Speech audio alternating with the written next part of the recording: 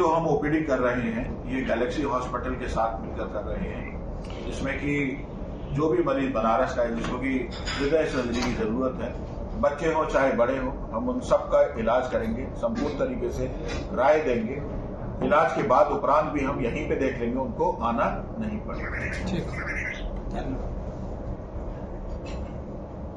Operation तो लखनऊ में होगा क्योंकि उसके लिए टीम चाहिए है, पर ऑपरेशन के उपरांत बहुत सारे मरीजों को देखा जाता है, तो उनके लिए भी एक सहायता हो जाएगी कि मैं बनारस आऊंगा और पोस्ट ऑपरेटिव पेशेंट, ऑपरेशन के बाद के पेशेंट्स को मैं यहीं पे देख के यहीं पे इलाज दे दूंगा, जिससे उनको बार बार लखनऊ आकर दिखाने की जरूरत नहीं होगी। तो एक तरीके से सहूलियत हो जाएगी मरीजों के लिए भी, उनके रिश्तेदार के लिए।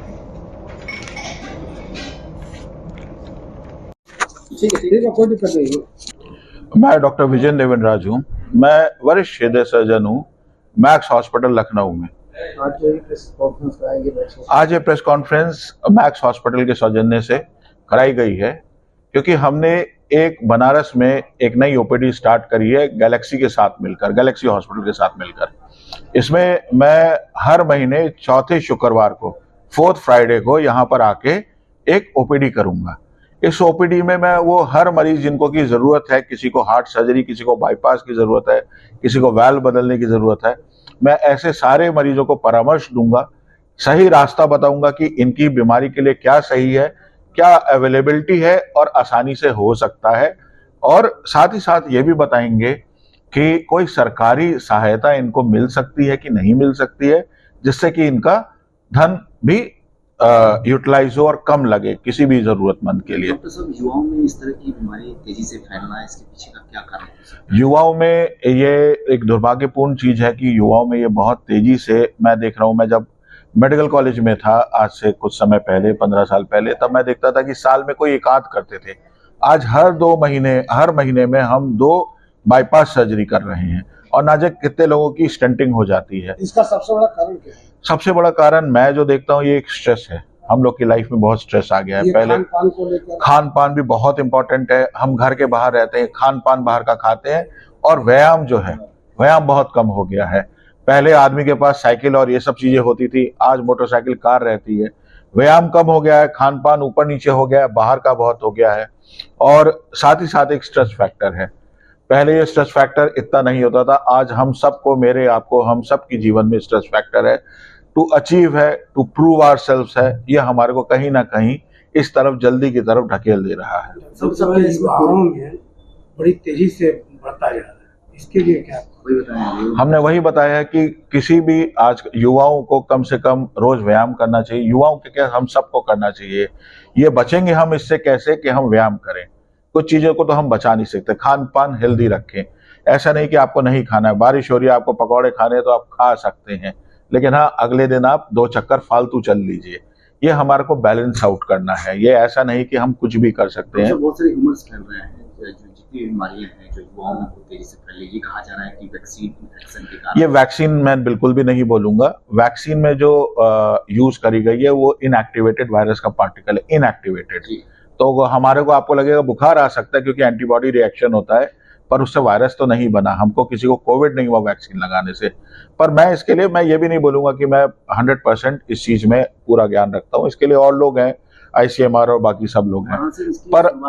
पर मैं ये ऐसा नहीं, शुरुआत हर जगह होनी चाहिए, पर ये वैक्सीन से है ये कहना मुश्किल है।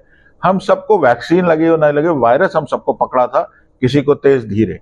तो कोविड, पोस्ट कोविड ये चीज मिली है, ऐसा है, ऐसा इस चीज से इनकार नहीं है। डॉक्टर साहब, आप गैलेक्सी के साथ उनके आपके हॉस्पिटल यहाँ पे ओपीडी चलाएंगे, यहाँ के मरीजों को क्या सुविधा? मरीजों को एक सबसे अच्छी सुविधा ये रहेगी कि उनको सही परामर्श मिलेगा। मेरा एक्सपीरियंस है गवर्नमेंट हॉस्पिटल में, 13-14 साल का मेरा एक्सपीरियंस है प्राइवेट हॉस्पिटल में।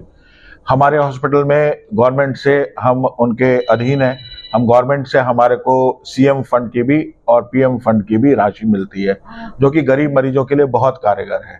कि मरीजों को करीब अगर 2.5 लाख रुपए सरकारी मिल जाता है और बाईपास 275 का पैकेज होता है, तो 25,000 में मैक्स में आप बाईपास सर्जरी करा सकते हैं। कई मरीजों का इलाज के दौरान रोग, गंभीर रोग निकल जाते हैं। जो लखनऊ में खर्च है वो यहाँ पर उसके तुलना यहाँ कितना कम खर्च हो रहा है? कहाँ पर? लखनऊ में जो लोग जाके इलाज कराते हैं उस रोग जो बाहर के ट्रीटमेंट है यहाँ बनारस में आपके अंदर पास आएंगे इलाज कराएंगे कितने कैपिटल कम में। रेट में उनका मैं यहाँ पे ओपीडी करूंगा, मैं यहाँ पे ऑपरेशन नहीं करूंगा, मेरे को ऑपरेशन की एक टीम चाहिए होती है। मैं यहाँ पे ओपीडी करूंगा तो ओपीडी तो सेम ही रेट पे है, पेशेंट का आने जाने का खर्चा बच जाएगा, पेशेंट की पूरा दिन का आना जाना, साथ में 2 और आदमी जाते हैं वो बच जाएगा। ओपीडी हर महीने में चौथे शुक्रवार को, 4th फ्राइडे को होगी गैलेक्सी हॉस्पिटल में 11 से 1-2 बजे तक। टोल फ्री नंबर वगैरह भी है?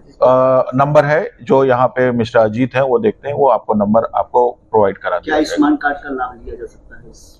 आयुष्मान जो हॉस्पिटल डिपेंडेंट है, आयुष्मान डॉक्टर डिपेंडेंट नहीं है, तो हॉस्पिटल आयुष्मान हॉस्पिटल डिपेंडेंट है। हॉस्पिटल उससे परमिशन लेता है तो उसके थ्रू इनको इनरोल किया जाता सर्जरी में है। अगर चाहे जो गरीब वर्ग के लोग हैं वो सर्जरी में अगर- देखिए, गवर्नमेंट ने हर जगह के लिए एक प्लान बनाया है, ठीक। आपको एक बीपीएल कार्ड होता है जिसको कि हम गरीबी रेखा से नीचे कहते हैं, उनको आयुष्मान भी नहीं चाहिए, उनको वैसे ही पैसा मिल जाता है, फ्री इलाज होता है गवर्नमेंट में। आयुष्मान से गवर्नमेंट में बहुत सारे इन्वॉल्व होते हैं और कुछ प्राइवेट भी इन्वॉल्व हो जाते हैं। फिर इसके बाद सीएम फंड आता है। सीएम फंड उनका आता है जिनकी गरीबी रेखा का नीचे नहीं है लेकिन आय कम भी है,